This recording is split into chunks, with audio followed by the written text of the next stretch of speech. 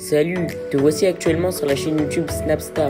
Sur cette chaîne, tu retrouveras tous les plus gros clashs de Snapchat et tous les plus gros buzz du moment. Surtout, n'hésite pas à t'abonner tout en activant la cloche des notifications pour ne rien rater du contenu exclusif de cette chaîne.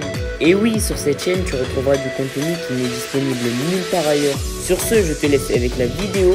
Bon visionnage.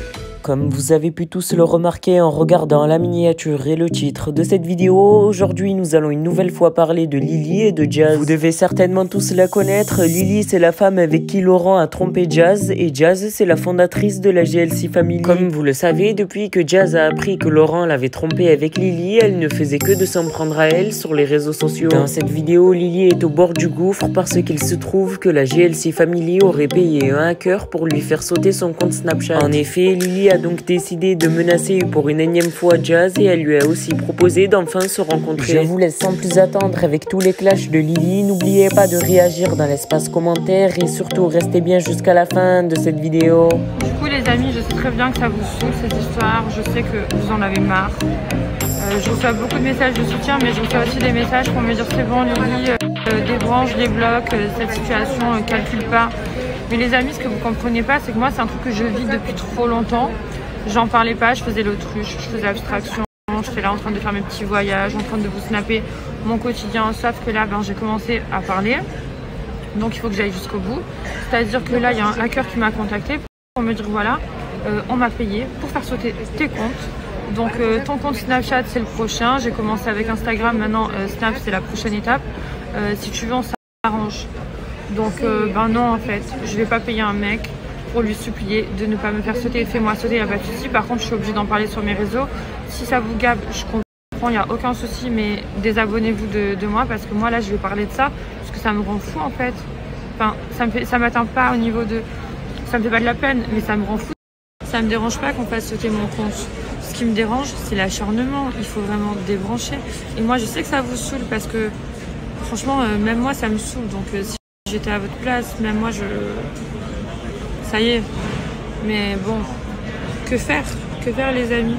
Me laisser faire, sous prétexte que c'est des gens connus qui ont un peu d'argent, je dois me laisser faire. Donc on leur donne raison. Non, j'ai pas envie, j'ai vraiment envie de me battre, au sens propre et figuré, de me battre, de pas me laisser faire. Donc je vais pas payer pour garder mes comptes, je m'en fiche, je vais en recréer jusqu'à temps qu'ils en aient marre de payer pour moi. Et aussi, j'ai envie d'être, peut-être de commencer les castings ou les trucs comme ça pour faire de la télé, juste pour à la fin leur montrer que moi aussi, si j'ai envie, je peux être dans le délire. Mais de base, j'étais pas totalement convaincue de vouloir faire tout ça, sauf qu'ils me poussent.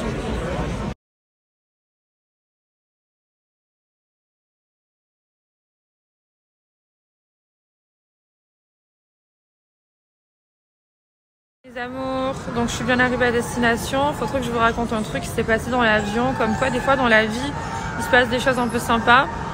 Je vous raconte. Donc moi, j'arrive dans l'avion, je suis à la place 4E. C'est au tout début de l'avion. Et puis, je vois qu'il y a un monsieur à droite et un monsieur à gauche. Donc je me dis super, je vais être au milieu de deux mecs et tout ça. En plus, ils sont imposants. Je peux avoir de place. Donc déjà, j'ai trop le seum parce que genre...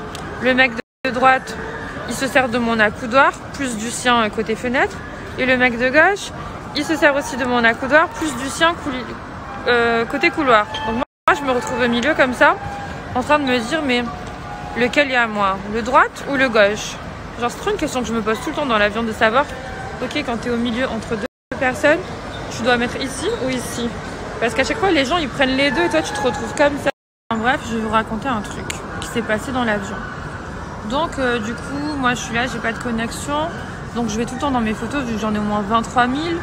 Et du coup, à chaque vol, pendant le trajet, j'efface des photos, j'efface, je fais du tri. Donc moi, je suis tranquille en train d'effacer mes photos, les écouteurs dans les oreilles, en train d'écouter du son. Et là, il y a le monsieur à côté. Pas lui côté fenêtre, lui dormait. L'autre côté couloir. Il a commencé à m'aborder, tout ça. Il commence à me dire vous faites quoi dans la vie? Alors moi je lui dis bon écoutez, voilà, j'ai travaillé pendant des années dans le monde de la nuit, j'ai mis un peu d'argent de côté, tout ça. Là, je fais un peu d'influence, mais c'est plutôt un hobby parce que j'ai quelques partenariats, mais pas beaucoup. J'en accepte pas beaucoup. Enfin bref, je lui raconte un peu ma vie. Et puis, alléluia, le bruit strident des tapis de bagages s'est arrêté. Purée, mais il pourrait mettre de l'huile dans les moteurs. On entendait des bruits stridents, c'était horrible. J'espère que les snaps précédents vous ont pas trop cassé la tête. Bref, je vous raconte mon histoire, les filles, c'est super bizarre ce qui vient de se passer. Donc, écoutez bien. Bon, du coup, les amis, je vous termine mon histoire. Je récupère mon bagage rapidement, tout ça, et puis je suis dans le taxi. Donc, je vais vous finir mon histoire. Donc, du coup, moi, je suis là et tout ça, je suis assise et il commence à entamer la conversation avec moi. Et moi, vous me connaissez, vous savez très bien que n'importe qui va chercher à me parler, je vais lui répondre parce que c'est dans mon caractère d'échanger avec les gens, de répondre aux gens, de pas être hautaine. Sauf que je vais pas vous mentir, des fois, quand on parle, ok, je réponds parce que je suis polie, ok, je suis humaine, ok, j'aime échanger, mais après, si des fois on me parle un peu trop et c'est insistant, ben ça peut aussi m'agacer au bout d'un moment. Des fois, j'ai un peu la flemme. Je vais pas vous mentir, surtout quand c'est un mec. Quand c'est les femmes, je suis plus réceptif et tout ça parce que c'est un peu plus du copinage et c'est un peu plus mon délire. Mais quand c'est un mec, je vais lui répondre et tout ça, mais 2 minutes après, ça va me saouler. Sauf que là, ce qui s'est passé, c'est que le mec, il était pas du tout dans une démarche de drague, donc j'ai adoré. Et il a commencé à me parler. On est rentré dans une conversation un peu plus profonde et c'est bien. Donc déjà, ce monsieur, faut savoir, je dis ce monsieur alors qu'il a 37 ans, j'ai 31 ans, MDR. Mais bref, genre j'ai beaucoup de respect pour lui, donc je dis ce monsieur. Ben, il a commencé à me dire que lui, il connaît pas du tout le milieu de l'influence, voilà, lui il travaille dans la finance, il connaît pas tous ces trucs, il a même pas Instagram, même pas Snapchat. Le seul truc qu'il a, genre pour lui, c'était un réseau social, c'était genre WhatsApp. Ça m'a trop fait rire et en même temps ça m'a fasciné parce que je me suis dit mais attends, comment c'est possible en 2021 tu n'as pas de réseaux sociaux? Je crois que c'est la première fois que j'entends ça de toute ma vie, donc en plus ça m'a plu d'entendre ça, puisqu'aujourd'hui on vit trop sur les réseaux sociaux, on est trop obnubilé, tout ça.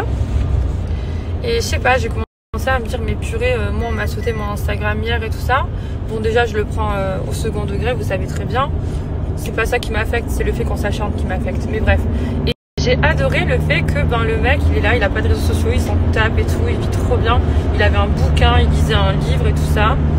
Et j'ai adoré son énergie. Donc du coup je lui ai expliqué un petit peu ce qui se passait dans ma vie, tout ça, puisqu'en fait il m'a dit qu'il m'avait croisé, qu'il m'avait remarqué à l'aéroport et que en fait il m'avait un petit peu regardé et que j'avais l'air d'être préoccupée.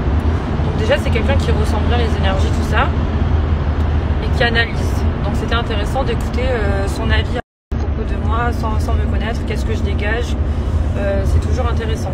Donc il m'a dit voilà, vous aviez l'air très préoccupé, tout ça, et puis après je me suis remis à lire, j'ai continué mon bouquin, et lorsque vous êtes assise à côté de moi dans l'avion, je voulais vous parler 1 fois, 2 fois, 3 fois, j'ai renoncé plusieurs fois à l'idée de vous parler, et puis au bout d'un moment, j'arrivais plus à avancer dans la lecture de mon livre.